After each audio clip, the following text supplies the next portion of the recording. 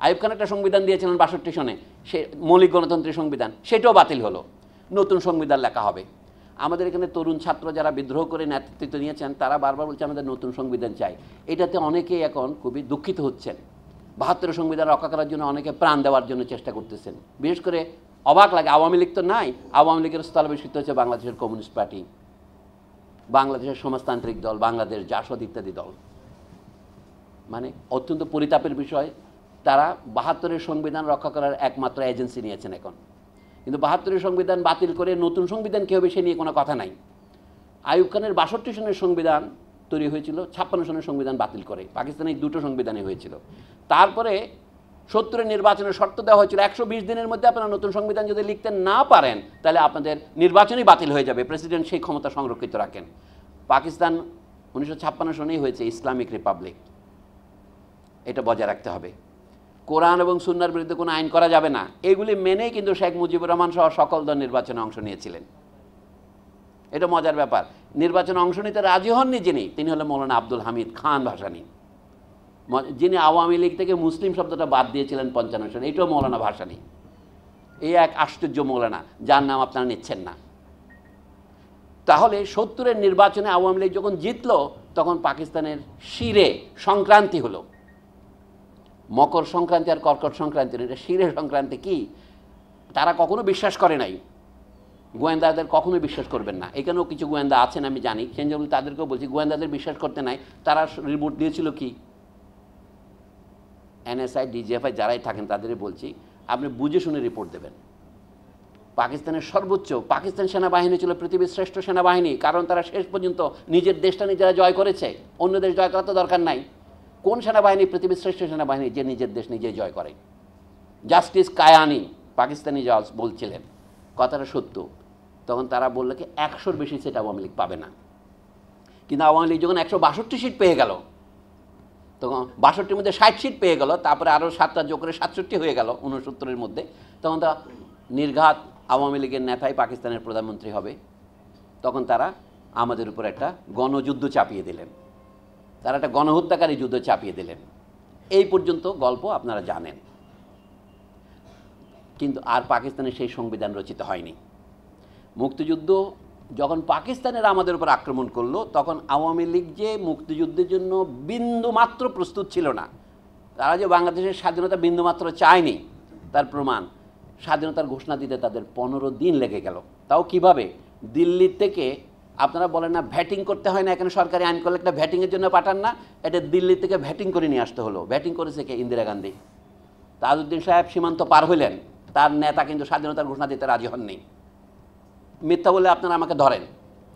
তিনি সীমান্ত অতিক্রম করলেন এপ্রিলের ৩ তারিখ, তাদের লেখা দলিল থেকে বলছি। তারপরে তাকে গোলকবাবু বিমানে করে, সামরিক বিমানে, যে ধরনের বিমানে শেখ হাসিনা পালিয়েছিলেন ৫ তারিখে, ঠিক সেই রকমের বিমানে করে তাজউদ্দিন সাহেবকে দিল্লি নিয়ে গেলেন। সামরিক পরিবহন বিমানে গিয়ে তিনি নেমে ইন্দিরা গান্ধীর সাথে আলাপ করে এসে স্বাধীনতার ঘোষণা দিতে বাধ্য হলেন ১০ই এপ্রিল। এটা আমাদের বর্তমান সংবিধানের শেষে পরিশিষ্ট আকারে দেওয়া আছে, যেটা এখনও বর্তমান আছে। এটা প্রিয়াম্বলে আসে নাই। সেখানেতে কী ছিল? পাকিস্তান আমাদের এখানে বহুদিন নির্বাচন দেয় নাই। যখন নির্বাচন দিয়ে আমরা জিতে ক্ষমতায় যাওয়ার মতো অবস্থায় গেলাম, তখন আমরা যেন ক্ষমতা গ্রহণ করতে না পারি সেজন্য তারা সংসদ অধিবেশন প্রথমে ডেকে বাতিল করে দিলেন এবং আমাদের উপর একটা যুদ্ধ চাপিয়ে দিলেন ২৫শে মার্চ রাতে। এই কারণেই আমরা একটা নতুন রাষ্ট্র গঠনের জন্য যুদ্ধ শুরু করেছি। এই হচ্ছে ঘোষণার সার কথা। তারপরে এই নতুন রাষ্ট্র কী হবে? এটিকে সিরাজউদ্দৌলার উত্তরাধিকারীকে ডেকে এনে বসিয়ে দেবো? কারণ সিরাজউদ্দৌলা তো রাজা ছিলেন ইংরেজ আসার আগে। তা নয়। এই যে ভদ্রমহিলা বললেন আমার বাপ দেশটাকে স্বাধীন করে দিয়ে গেছেন, তাহলে এরকম কোনো রাজ পরিবারকে আমি ক্ষমতা হস্তান্তর করব না। এই দেশ হবে একটা প্রজাতন্ত্র। প্রজা মানে যারা আইনের অধীনে কনস্টিটিউটেড, আইনের অধীনে যারা রাষ্ট্রের মালিক, আইনের বলেই যারা রাষ্ট্রের মালিক তাদেরকে প্রজা বলে। আমি কার অধীনে প্রজা? আমাদের বহু বামপন্থী বন্ধু জিজ্ঞাসা করেন, এরা বিশ্ববিদ্যালয়ের শিক্ষকতা করে অবসর গ্রহণ করেছেন, তারপরে বলেন কি আমরা কার প্রজা, আমাদেরকে রাজা আছে? এই পণ্ডিতেরা জানেন না যে আইনের অধীনে আমরা প্রজা। আইন না মানলে আমাদের কোনো রাষ্ট্র নাই। রাষ্ট্র জিনিসটা কৃত্রিম, মানুষের তৈরি করা। রাষ্ট্র প্রকৃতি নয়। বাংলা হচ্ছে প্রকৃতি। হিমালয়ের অববাহিকায় পল্লী দ্বারা গঠিত ভূমিতে আমরা বাংলায় কথা বলি, এটা রাষ্ট্র নয়, এটাকে আমরা দেশ বলি। রাষ্ট্র হয় যখন আপনি আইনের দ্বারা সীমান্ত নির্ধারণ করেন। এখন যে সীমান্ত আমাদের নির্ধারিত হয়েছে এটা কবে ঠিক হয়েছিল? 1947 সনে। সেটা না বলে আপনি এই দেশের ইতিহাসকে লিখবেন কীভাবে? 1905 সনে যে সীমান্ত হয়েছিল মোটামুটি সেই লাইনে, শুধু সিলেটকে বাদ দিলে আমাদের এটাই বাংলাদেশের নতুন সীমানা হয়েছে 1946 সনে, 47 সনে। র্যাডক্লিফ কমিশন বলে, সিসিল র্যাডক্লিফ যে পণ্ডিতকে ইংরেজ জাজকে দায়িত্ব দেওয়া হয়েছিল, ভারতীয় দুইজনকে দিয়েছিলেন। আপনার মনে কি ভাবনা ছিল? আমি সত্য কথাই বলেছি, আমি বলছি আমার কোনো ভাবনাই ছিল না। মানুষের জীবনে এমন একটা সময় আসে যখন মনে হয় আর চুপ করে থাকা যায় না। চুপ করে থাকাটা তখন মনে হয় অসততা। যদি ধর্মীয় ভাষায় বলেন, চুপ করে থাকাটা গুনার কাজ। তখন আপনার উপরে কি বিপদ নেমে আসবে সেটা না ভেবেও আপনি অনেক সময় কাজ করতে যান। ইংরেজিতে আক্ষরিক করতে বলে, আপনার দেয়ালে পিঠ যখন ঠেকে যায় আর পিছনে যাওয়ার জায়গা নেই।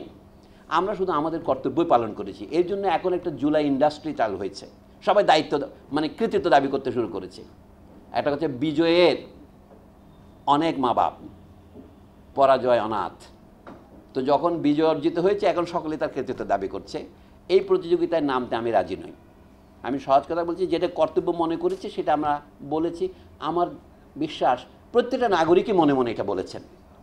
এই কারণে আমরা একটা জগদ্দল পাথর থেকে মনে হয় মুক্ত হয়েছি। গত 1 বছরের হাওয়াটা যতই খারাপ লাগুক, একটু বেশ বুকটা খালি খালি লাগছে। কিন্তু সামনে আমরা কি করব সেইটা বলার জন্য আমি পুরনো গল্পটা বললাম। এখন নতুন যে ব্যবস্থায় আমরা যাব বলে কথা হচ্ছে, গত 1 বছর ধরে শুধু কথাই হচ্ছে, কাজের কাজ অতি অল্প হয়েছে। কারণ পুরনো বন্দোবস্তের লোকজন যার যার জায়গায় বহাল রয়েছেন এবং তারা কোনো কাজ করতে দিচ্ছেন না। সবচেয়ে বড় কথা হচ্ছে পুরনো ব্যবস্থা। আমরা চারদিকে, একদিকে বঙ্গোপসাগর আর অন্যদিকে নানা দেশ দ্বারা যা বেষ্টিত আছি, সেখানে কেউই আমাদের বন্ধু নয় এই মুহূর্তে। সেই কারণে আমাদের অনেক সংস্কারের গতি শ্লথ গতি, এটা আমি মেনে নিয়েই বলছি। তারপরেও কিছু সমস্যা আছে, মানে আমাদের চিন্তার মধ্যে কিছু সমস্যা আছে। যে কোনো পরিকল্পনার মূল কথা হচ্ছে কোনটাকে আপনি অগ্রাধিকার দেবেন। আমরা যে অংশটাকে বাংলাদেশ করেছি পাকিস্তান থেকে বেরিয়ে এসে, এইটা সীমানা একই আছে। পাকিস্তান আমাদের যে বঞ্চনা করেছিল সেটা থেকে ধরেন আমরা মুক্তি লাভ করেছি। এখন আমাদের কে বঞ্চিত করছে? আমরা ব্রিটিশ আমলে ঢুকেছিলাম এমন একটি অর্থনৈতিক ব্যবস্থায় যার মানে ছিল আমরা শুধু পাট উৎপাদন করব, তুলা উৎপাদন করব, চা উৎপাদন করব এবং এগুলি রপ্তানি করব। এটা হলো আন্তর্জাতিক শ্রম বিভাগ, যেখানে আমরা কৃষি পণ্য রপ্তানি করব এবং বিদেশ থেকে আমরা বস্ত্র তৈরি করব। অষ্টাদশ শতাব্দীতে বাংলাদেশ পৃথিবীতে সবচেয়ে বড় বস্ত্র রপ্তানিকারক লোক ছিল। সপ্তদশ শতাব্দীতে আমরা জাহাজ বানাতাম, রপ্তানি করতাম। এগুলি কোনো কল্পনার বিষয় নয়।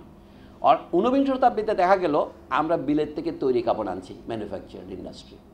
তাহলে শিল্প কারখানা থেকে আমরা যে সমস্ত পণ্য আগে তৈরি করতে পারতাম বা বিকশিত করতে পারতাম, সেটা আমরা বিদেশ থেকে আনছি। শেষ পর্যন্ত দেশ যখন আমাদের স্বাধীন হলো তখন আমাদের অবস্থা ছিল এই, পূর্ব বাংলায় স্বাক্ষর লোকের সংখ্যা ছিল শতকরা 6 জন। আপনি কী নাম দেবেন? আমি বলছি এটা স্বাধীনতা রক্ষার সংগ্রাম।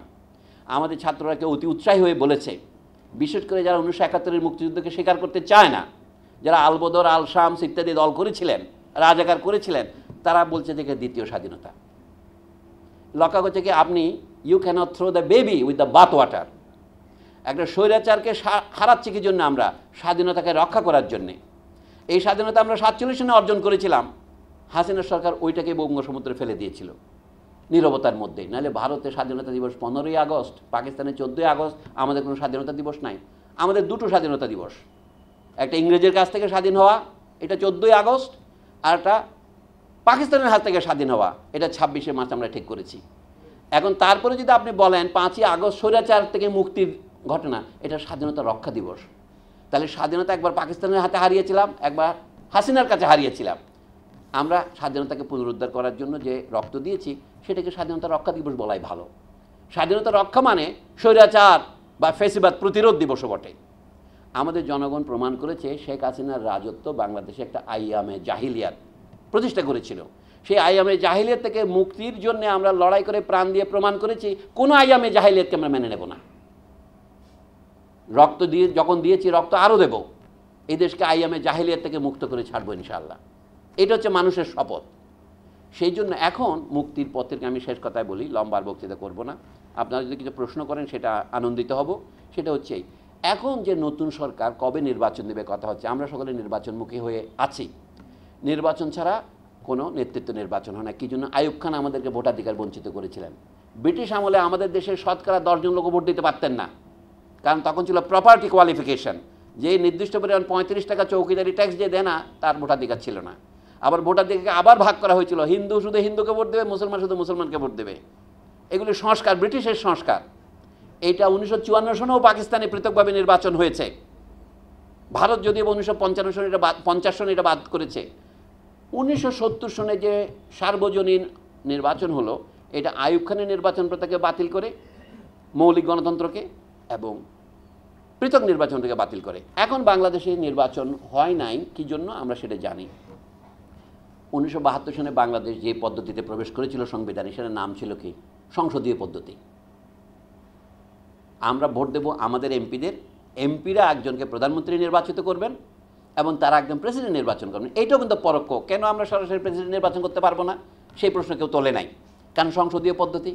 এরপরে তারা 1975 সনে শেখ সাহেব এসে জরুরি অবস্থা জারি করলেন। শেখ সাহেব জনপ্রিয় নেতা থেকে জনঘৃণিত নেতায় পরিণত হলেন, তিনি একদল করলেন, নাম দিলেন বাকশাল। তারপরে তার বিরুদ্ধে সামরিক অভ্যুত্থান হলো। সেই সামরিক অভ্যুত্থানের বিরুদ্ধে জনগণ কোনো বিদ্রোহ করলো না। এটা আপনাকে জানতে হবে জিনিসটা। পাকিস্তানে একবার জাস্টিস মুনিরের যে রায় ছিল যে সামরিক অভ্যুত্থান বৈধ হয় কখন, উনি বলেন সামরিক অভ্যুত্থানকে প্রত্যাখ্যান করার জন্য জনগণ যখন আন্দোলন করে না, তখন সামরিক অভ্যুত্থান বৈধ হয়ে পড়ে। এটার নাম ডক্ট্রিন অফ নেসেসিটি। তো সেই কারণে 1975-এ যারা শেখ সাহেবকে হত্যা করেছেন, তার পরিবারকে হত্যা করেছেন, ঘটনা যতই দুঃখজনক হোক, মানুষ তার বিরুদ্ধে বিদ্রোহ করেনি। তখন বিদ্রোহ করার চেষ্টা যারা করেছিলেন তারা পরস্পরকে নিহত করে 75 সনে অনেকগুলো অভ্যুত্থান এবং পাল্টা অভ্যুত্থান হয়েছে। শেষ পর্যন্ত জেনারেল জিয়াউর রহমান যখন স্থিত হলেন, তিনি বাকশাল বাতিল করলেন, বহুদলীয় প্রুফ গণতন্ত্র ফিরিয়ে আনলেন, এরা সকলেই বলে। কিন্তু প্রেসিডেন্সিয়াল পদ্ধতি বাতিলের উদ্যোগ তিনি নিলেন না। নিয়েছেন কি? আচ্ছা, তারপরে আব্দুস সাত্তার তার মৃত্যুর পরে আসলো, জেনারেল মঞ্জুরদার অভ্যুত্থান ব্যর্থ হল। কোনোটাই আমাদের গণতন্ত্রকে রক্ষা করতে পারেনি, অথবা আমাদের গণতন্ত্র হত্যার জন্য উভয়ই দায়ী। আপনি কোনটাকে, শেখ হাসিনার রাজত্বকে আপনারা যারা দেখেছেন তারা তো দেখেছেন, শেখ মুজিবের রাজত্ব আমরা দেখেছি। ভয়াবহতায় এখনকার চেয়ে তখনকার পরিস্থিতি আরও অনেক খারাপ ছিল। শেখ হাসিনা তো সবার সমর্থন ধন্য ছিলেন না, তিনি তো অনির্বাচিত অবস্থায় ছিলেন। শেখ সাহেব যেহেতু জনপ্রিয় নেতা, পাকিস্তানের জেলা থেকে ফিরেছেন, প্রথম দিকে তার বিরুদ্ধে টু শব্দ উচ্চারণ করা তো অনেক ভয়ের ব্যাপার ছিল। সেই সময় আমরা দেখেছি তিনি রক্ষী বাহিনী গঠন করেছেন এবং এই যে আমাদের আয়নাগরের কথা বলছেন তার চেয়ে অনেক বেশি 1010 তরুণ কর্মীকে তারা চামড়ার খাল তুলে হত্যা করেছেন। এখন কেউ এটা আর স্মরণও করে না। মানুষের স্মৃতি বড়ই দুর্বল। তো বললাম এই যে অবস্থা হলো কি জন্য, তাহলে আমাদের এমন একটা পদ্ধতি বের করা দরকার, এটা আপনি কোথাও খুঁজে পাবেন না। আপনি যে সূঁচ হারিয়েছেন, আমি আরও একটা বক্তৃতায় এটা বলেছি সেদিন জাদুঘরে, যে সূঁচ হারিয়েছেন হযরত ইব্রাহিম বিন আদমের গল্প আছে, আপনারা দেখবেন তাজকিরাতুল আউলিয়া এই সমস্ত বইতে পাবেন, যে এক লোক সূঁচ হারিয়েছে, সেই সূঁচ খোঁজার জন্য রাস্তায় গিয়েছে। তো বলে তুমি এখানে কি খুঁজতেছো? বলে সূঁচ। সূঁচ হারিয়েছো কোথায়? বাড়িতে। তো বাড়িতে না খুঁজে এখানে আসছো কেন? বলে বাড়িতে আলো নাই, এখানে রাস্তায় আলো আছে তাই খুঁজতে আসছি। আমাদের বর্তমান গণতন্ত্র খোঁজা হচ্ছে সেরকম। আমাদের সমস্যা প্রেসিডেন্সিয়াল পদ্ধতিতে নয়, আমাদের সমস্যা প্রধানমন্ত্রীর পদ্ধতিতে নয়। আমাদের সমস্যা যে জনগণকে তার ভোটাধিকার বঞ্চিত করায়, শুধু ভোটাধিকার বঞ্চিত করা, তাকে সম্পদের অধিকার থেকে বঞ্চিত করায়, তাকে বাসে চড়ে ঢাকা শহরে যোগাযোগ করার অধিকার থেকে বঞ্চিত করায় এবং তাকে প্রাইমারি স্কুলে যেতে না দেওয়া বঞ্চিত করায়। আমাদের সবচেয়ে অবহেলিত শিক্ষা ব্যবস্থা হচ্ছে প্রাথমিক শিক্ষা এবং মাধ্যমিক শিক্ষা। 12 বছর পর্যন্ত না পড়লে যে শিক্ষা বৈধ হয় না, এখন আমরা করতেছি কি? বিশ্ববিদ্যালয় প্রতিষ্ঠা করছি। আমাদের গুরু ছিলেন আহমদ ছফা, একজন বড় লেখক। তিনি 24 বছর আগে এন্তেকাল করেছেন। শেষের দিকে তাকে এক ইন্টারভিউয়ার জিজ্ঞাসা করেছিল, তিনি তার উপর ভিত্তি করে একটা প্রবন্ধ লিখেছেন, একদিন আমি এদেশের প্রধানমন্ত্রী হব। সেই প্রবন্ধে আহমদ ছফা বলেছিলেন, আমি যদি এদেশের প্রধানমন্ত্রী হই আমি কি করব। 1 নম্বরে বলেছেন, আমি যদি প্রধানমন্ত্রী হই এদেশে আমি বিশ্ববিদ্যালয় প্রতিষ্ঠা করব না, অনেকগুলো মাধ্যমিক বিদ্যালয় প্রতিষ্ঠা করব। আপনার কাছে মনে হয়তো লোকটা বোধহয় পাগল ছিল, ঠিকই বলেছেন। উনি বলেছেন কি রাজনৈতিক দলগুলোর রাজধানীতে অফিস হতে পারবে না, তাদের প্রধান কেন্দ্র হতে হবে গ্রামাঞ্চলে। এই ধরনের কতগুলো সুন্দর সুন্দর কথা উনি বলেছেন। আপনারা দেখতে পারেন, আমি যদি একদিন দেশের প্রধানমন্ত্রী হই আমি কি করব। আমি শুধু একটাতেই সীমিত রাখলাম। আজকে আমাদের যে সংস্কার কমিশনগুলো বসেছে তাদের রিপোর্ট পেয়েছেন। আমাদের মমতাজ সেই কমিটিগুলো একটি সদস্য ছিলেন। পুলিশকে তারা অনেক সংস্কার প্রস্তাব দিয়েছেন, আমি দোয়া করি যে সেগুলো বাস্তবায়িত হোক। আমি সেই দিকে বলছি না, আমি একটাতে সীমিত থাকি সময়ের কারণে। সেটা হলো সংস্কার, সংবিধানের সংস্কারের কথা যারা বলেছেন। এই যে সাম্য, মানবিক মর্যাদা এবং সামাজিক সুবিচার, এই তিনটাই হচ্ছে আমাদের নতুন রাষ্ট্রের মূলনীতি। এগুলি আমরা নিয়েছিলাম কোথা থেকে? কিছুটা ধার করে ফরাসি বিপ্লব থেকে। ওরা বলছিল liberty, equality and fraternity. Liberty মানে স্বাধীনতা, সাম্য। ওদের সাম্য ছিল 2 নম্বরে, আমরা আনছি 1 নম্বরে। লক্ষ্য করার বিষয়, স্বাধীনতার জায়গায় আমরা মানবিক মর্যাদাকে দিয়েছি, এবং ওদের যে ফ্রেটার্নিটি মানে মানুষে মানুষে, ভাই ভাই, বোন বোন, এরকম ভাব, জাতীয়তা, ঐক্যবদ্ধতা, এইটার জায়গায় আমরা নিয়েছি সামাজিক সুবিচার। সমাজের শ্রেণীতে শ্রেণীতে, গোত্রে গোত্রে যেন অন্যায় না হয়, শুধু ব্যক্তিগত বিচার নয়, সামাজিক সুবিচার। এই তিনটাকে এখন বাদ দিয়ে সংবিধান হতে পারে না। 72 সালে এই সংবিধান যে হয়েছিল, এই তিনটাকে বাদ দেওয়ার লক্ষ্যে ঢাকার জন্য সমাজতন্ত্র নামক একটা পোর্টমান্টু ওয়ার্ড, যার মধ্যে বাক্সের মধ্যে অনেক জিনিস থাকে না, এরকম একটা সমাজতন্ত্র, কোনো সংজ্ঞা নাই সমাজতন্ত্র মানে কি। বাংলাদেশে 3 ধরনের সম্পত্তি থাকবে লিখছে ভিতরে, কি ব্যক্তিগত সম্পত্তি থাকবে, সমবায় সম্পত্তি থাকবে এবং রাষ্ট্রীয় সম্পত্তি থাকবে। সেটা তো এমনি আছে, এটা ব্রিটিশ আমলেও ছিল। ওইটাকে সমাজতন্ত্র বলার কোনো অর্থ হয় না। এই যে জনগণকে মোয়া দিয়ে প্রতারিত করা, সেটা থেকে আমাদের মুক্ত হতে হবে। সেই জন্য সাম্যের অর্থ কি? ছাত্ররা যে আন্দোলন করেছে তাতে তারা বলছে বৈষম্য বিরোধী আন্দোলন। আমরা বলি যে এটা বোধহয় কোটার জন্য আন্দোলন। কোনো মূর্খও বিশ্বাস করবে না এটা আন্দোলন শুধু কোটার জন্য ছিল। এটা তো কোটা তো সূত্রপাত, এটা হচ্ছে আলামত। কারণ তার পেছনে যে বঞ্চনা, 3বার নির্বাচিত না হয়ে যিনি অবৈধভাবে ক্ষমতা দখল করে আছেন, তিনি 700 লোককে গুম করেছেন, তার বিরুদ্ধে তো শুধুমাত্র বৈষম্য বিরোধী ছাত্র আন্দোলনের একটাই দাবি হতে পারে না। কিন্তু তারা অনেক সুকৌশলে আন্দোলন করার জন্য হয়তো ওইটাই বলেছেন। এইটাকে পরবর্তীকালে ভুল বোঝাবুঝি হয়েছে, মেটিকুলাসলি ডিজাইনড। ইউনুস সাহেব জাতিসংঘে গিয়ে যে বললেন ইট ওয়াজ মেটিকুলাসলি ডিজাইন, অফকোর্স এটা তো মেটিকুলাসলি ডিজাইন ফ্রম 1972। মানুষ স্বৈরশাসন চায় না, কিন্তু স্বৈরশাসনের বিরুদ্ধে জয়লাভ করতে হলে জনগণের ঐক্য প্রতিষ্ঠা করা দরকার। এল পুয়েবলো ইউনিদো হামাস সেরা ভেন্সিদো, স্প্যানিশ ভাষার বিখ্যাত স্লোগান। মানুষ যদি ঐক্যবদ্ধ হয় তখনই সে কখনো পরাজিত হয় না। আমরা এখনই দেখছি জনগণের মধ্যে ঐক্যের অভাব যখন দেখা দিয়েছে, নানা স্বার্থের দিকে আমরা এখন ধাবিত হচ্ছি। নানা স্বার্থকে ইংরেজিতে বলে ইন্টারেস্ট। আপনারা সবাই উচ্চশিক্ষিত লোক, সেই জন্য আপনাদের জন্য বলছে ইন্টারের পরে একটা হাইফেন দেন, তারপরে ইএসটি আলাদা করেন। এর মানেটা কি? আমি আসার সময় মাসুম মিল্লার সাহেবকে বলছিলাম, এটা ল্যাটিন কথা। ইন্টারেস্ট মানে তো বোঝেন, ইন্টার মানে বিটুইন ইউ অ্যান্ড মি। এস্ট হচ্ছে ফার্সিতে আস দিয়ে বলে, ও হামিন গিয়া বাস আস যে বলে, এসেই আস। বাংলায় বলে অস্তিত্ব, ইংরেজিতে বলে ইজ, এম আর। এইটাকে ল্যাটিন ভাষায় এস্ট বলে। ইট ইজ, ইদ এস্ট। আপনারা আই লেখেন না ইংরেজি টেক্সট লেখার সময়, দ্যাট ইজ ওই এস্ট। ইন্টারেস্ট মানে কি? Lies between. আপনার আর আমার মধ্যে কোন বন্ধনটা আছে, এটা হচ্ছে ইন্টারেস্ট। টাকা পয়সা থেকে যে রিবা, যে সুদ বের করেন, ওইটা হচ্ছে ইন্টারেস্ট। আমি আপনাকে টাকা ধার দিই কি জন্য? আপনি বলেন না না, এখন আমাদের দেশে প্রতারণার কত রূপ আছে দেখেন। ইন্টারেস্টকে বলা হচ্ছে আপনাকে আমি মুনাফার শেয়ার দিচ্ছি, আমি ইসলামী শরিয়া মতে ব্যাংক করছি। বাঙালি মুসলমানের অজ্ঞতার সুযোগ নিয়ে কত রকমের প্রতারণা যে হচ্ছে, এটা আরেকটা প্রমাণ। সুদ ছাড়া তো ব্যাংক চলে না। সুদ মানে মুনাফার শেয়ার, তাহলে সুদ বৈধ হবে না কেন? তাহলে রিবা কী জিনিস? আপনার প্রতিবেশী খাইতে পারছে না, তাকে একটা মুরগি ধার দিলেন, 100 চাল ধার দিলেন, তার উপর যদি কালকে 300 দাবি করেন, ওইটাই রিবা হয়। কিন্তু সেই ব্যবসার অ্যাডভেঞ্চার করতে গেছে জাহাজ কিনে, আপনি সেই জাহাজের মধ্যে তারা টাকা দিলেন, সেইটা আসলে আপনাকে দিলে আপনি ইন্টারেস্ট নাম দেন আর মুনাফা নাম দেন, এটা হচ্ছে আপনার ন্যায্য। কাজে কোনটা ন্যায্য কোনটা অন্যায্য এটা ঠিক করতে না পারার কারণে আমরা অর্থনীতির 12টা বাজিয়েছি। যাই হোক, আমি শেষ করে বলি, এখন যে সর্বশেষ প্রস্তাব আসছে নানাবিধ সংস্কারের, অর্থনৈতিক সংস্কারের কোনো রকমের কথা নাই। আমরা কোন জায়গায় এসেছি? ওয়ার্ল্ড ব্যাংকের এককালীন সিনিয়র ভাইস প্রেসিডেন্ট এবং চিফ ইকোনমিস্ট জোসেফ স্টিগলিটস, যে নোবেল পুরস্কার নামে একটা পুরস্কার আছে, সেটা পুরস্কার পেয়েছেন। তিনি বলছেন যে আগে কলোনিয়াল অথরিটিগুলো আমাদের যা যা করতো, এখন IMF, ওয়ার্ল্ড ব্যাংক এবং মার্কিন যুক্তরাষ্ট্র সেই শর্তগুলি দেয়। ওইগুলি না মানলে সে আপনাকে একটা লোন দেওয়ার দাবি করলে এটাকে 10 ভাগ করে কিস্তিতে কিস্তিতে করে। আপনি এটা বাস্তবায়ন করেছেন কিনা দেখে। এটা পুরোপুরি পুরনো ঔপনিবেশিক প্রথার নতুন সংস্করণ মাত্র। এই বিষয়ে আমাদের কিছু বলার আছে? বলতেই পারছি না। আমরা শুধু নেগোশিয়েট করছি, 30% থেকে কমিয়ে যদি 20% নিয়ে আসতে পারি, আহা কি সফল হলাম। আমাদের সেইটা আমি এখন আর আলোচনা করছি না। যদি আপনি অর্থনৈতিক রিসোর্সের ক্ষেত্রে সমতার কোনো রকমের স্পর্শ দিতে না পারেন, তাহলে আপনি রাজনৈতিক ঐক্য করতে পারবেন না। একটা উদাহরণ দেই, এই যে নির্বাচন হবে বলছে সবাই, একজন প্রার্থী কত টাকা খরচ করতে পারবে, একটি দল কত কোটি টাকা খরচ করতে পারবে, এই বিষয়ে কোনো বিধিনিষেধ ছাড়া, মানে বিধিনিষেধের বাস্তবায়ন ছাড়া আপনি কিছু করতে পারবেন না। যদি আমরা এমন নিয়ম করি, আইয়ুব খানের আমলের পরে যখন ইয়াহিয়া খান নির্বাচন দিলেন, তখন আমার মনে আছে রেডিওতে প্রত্যেক দলের নেতাদের সমান সময় দেওয়া হলো বক্তৃতা দেওয়ার জন্যে। তারপরেও লোকে বাইরে অর্থনৈতিকভাবে যারা ধনী তারাই নির্বাচনে জিতে আসে, আপনারা জানেন।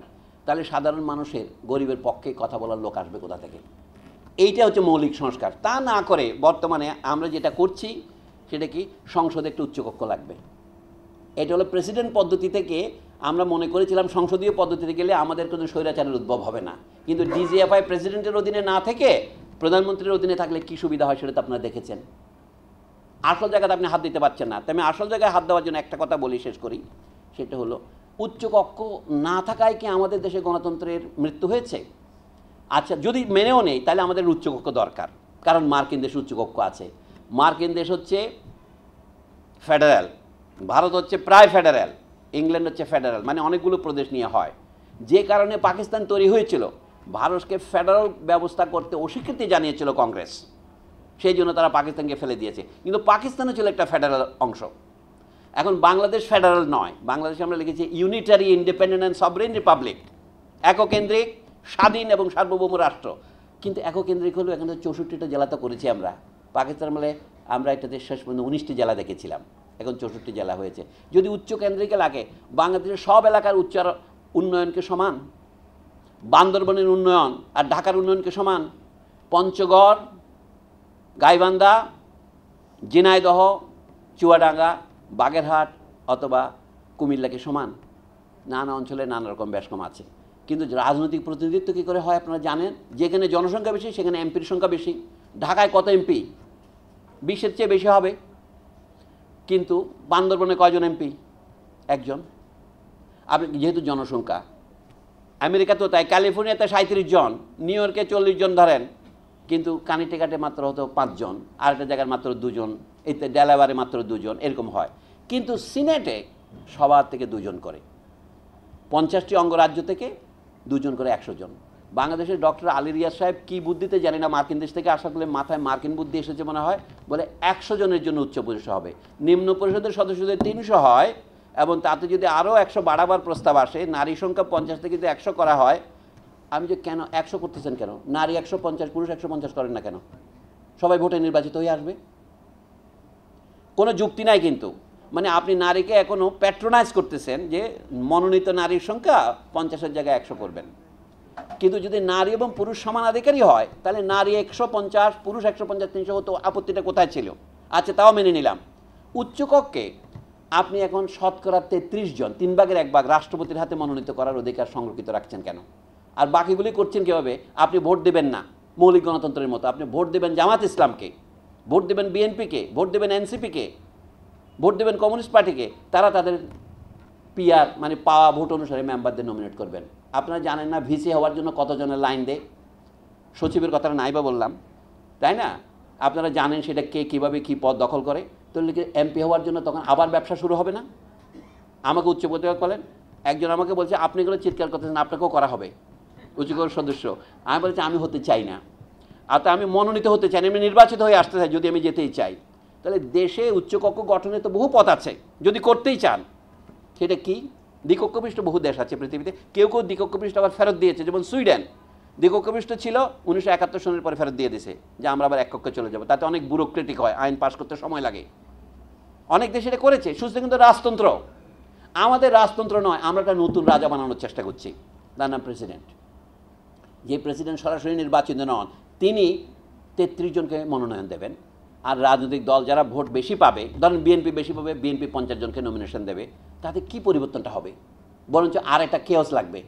তার চেয়ে আমার যে প্রস্তাব, কাঙালের কথা বাসে হলেও ফলে না, অনেক পরে ফলবে, এটা 100 বছর পরে। সেটি কি?